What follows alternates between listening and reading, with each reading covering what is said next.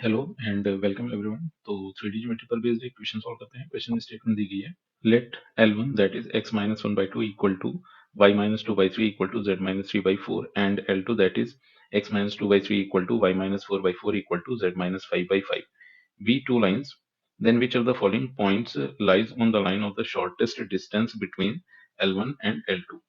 तो अब यहाँ पर हुआ ये कि L1 L2 ये दो लाइंस दी गई थी अपने को, और इन दोनों लाइंस के बीच में जो भी शॉर्टेस्ट डिस्टेंस आ रही है, इस शॉर्टेस्ट डिस्टेंस के अलोंग जो भी लाइन दी गई है वो लाइन इनमें से किसी पॉइंट से पास हो रही है। तो अब एक काम ही करते हैं कि शॉर्टेस्ट डिस्टेंस के अलोंग जो भी स्ट्रेट लाइन होगी वो अल्टीमेटली इन दोनों ही लाइंस L1 एंड L2 के परपेंडिकुलर जा रही होगी। अब एक काम ही करते हैं कि इस पॉइंट को P बोलते हैं, इस पॉइंट को Q बोलते हैं। अब अगर ये दोनों ही पॉइंट्स अपने को मिल जाए तो यहाँ से कर ये सकते हैं कि लाइन PQ की इक्वेशन को लिखा जा सकता है, जो कि शॉर्टेस्ट लाइन दोनों, मतलब जो कि अल्टीमेटली लाइन L1 L2 के बीच की शॉर्टेस्ट डिस्टेंस के अलोंग जाने वाली लाइन हो रही होगी।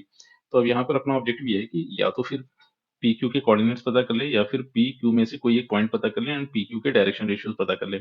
अब PQ के डायरेक्शन रेशियोज इवेलुएट करना कॉम्परेटिवली थोड़ा सा आसान है, क्योंकि यहाँ पर हुआ है कि अगर डायरेक्शन रेशियोज PQ के लिखे जाए तो PQ हो ही रहा था कि L1 एंड L2 दोनों के परपेंडिकुलर थी, और L1 के अलोंग जो भी, मतलब L1 का अगर डायरेक्शन रेशियो लिखा जाए तो वो अपने पास 2, 3 एंड 4 गिवन है, L2 का 3, 4, 5 दिया गया। तो इसकी हेल्प से PQ के डायरेक्शन रेशियोज लिखे जा सकते हैं, जो कि इस डिटरमिनेंट के इक्विवेलेंट होंगे। तो डिटरमिनेंट ऑफ आई जे के फिर L1 के अलोंग जो भी वेक्टर दिया गया है, मतलब L1 के पैरेलल जो भी वेक्टर है उसके डायरेक्शन रेशियोज लिख लेते हैं। तो ये मिला 2, 3, 4, फिर L2 के अलोंग 3, 4, 5 मिलेगा अपने को। तो इसको अगर सिंप्लीफाई करें तो इस डिटरमिनेंट को फर्स्ट रो के अलोंग एक्सपैंड कर देते हैं, तो रिजल्टेंट बना आई कैप टाइम्स 15 और -16, तो ये -1 हो गया, फिर माइनस जे और फिर 10 -12, तो ये आ गया है -2, फिर प्लस के कैप टाइम्स और ये मिल गया है 8 -9, तो ये -1। तो अब यहाँ से अगर देखा जाए तो जो पी क्यू वेक्टर है, इस पी क्यू वेक्टर के जो डायरेक्शन रेशियोज है उसके कंपोनेंट्स अपने को मिल गए हैं -1, 2 एंड -1, या फिर इसको 1, -2 और 1 भी लिख सकते हैं, या फिर इसको -1, 2 एंड -1 भी लिखा जा सकता है। तो इस तरह से हुआ है कि पी क्यू के डायरेक्शन रेशियोज आ गए। अब एक काम ही कर लेते हैं कि यहाँ पर P और Q के कोऑर्डिनेट्स इवैल्यूएट कर लेते हैं। तो अब एक काम ही करेंगे कि ये जो L1 दिया गया है, इस L1 स्ट्रेट लाइन पर K1 पैरामीटर का यूज करके किसी भी एक जनरल पॉइंट को लिख लेते हैं। तो L1 स्ट्रेट लाइन पर अगर किसी भी जनरल पॉइंट को लिखा जाए और उसको यहाँ पर P अज्यूम किया गया है, तो P के कोऑर्डिनेट्स अपने को मिल जाएंगे पैरामीटर K1 के फॉर्म में। तो 2K1 प्लस 1, फिर 3K1 प्लस 2 और फिर 4K1 plus 3। Similarly line L2 पर अगर किसी भी जनरल पॉइंट Q को लिखा जाए तो लाइन L2 पर K2 पैरामीटर का यूज करके पॉइंट को लिखा जा सकता है 3K2 plus 2, comma 4K2 plus 4, comma 5K2 plus 5। तो इस तरह से P एंड Q के कोऑर्डिनेट्स अपने पास आ गए हैं। तो अब एक काम ही कर लेते हैं कि PQ के डायरेक्शन रेशियोज इसके हेल्प से लिखे जा सकते हैं। तो अब अगर यहाँ से पी क्यू के डायरेक्शन रेशियोज लिखे जाए इनके कोऑर्डिनेट्स की हेल्प से, तो पी क्यू के डायरेक्शन रेशियोज अपने को यहाँ से मिलेंगे। तो direction ratios of P Q vector और इसके कंपोनेंट्स अपने को मिल जाएंगे K1 K2 के फॉर्म में।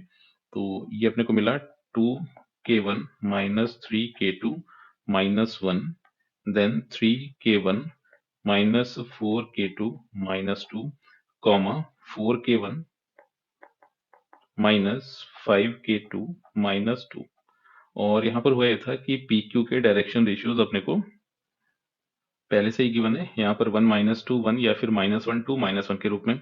तो अब पी क्यू के डायरेक्शन रेशियोज को अगर पैरेललिज्म की कंडीशन का यूज करके लिखा जाए तो यहाँ से रिजल्टेंट लिखा जा सकता है 2K1 minus 3K2 minus 1 divided by -1 is equal to 3K1 minus 4K2 minus 2 divided by 2 is equal to 4K1 minus 5K2 minus 2 divided by -1।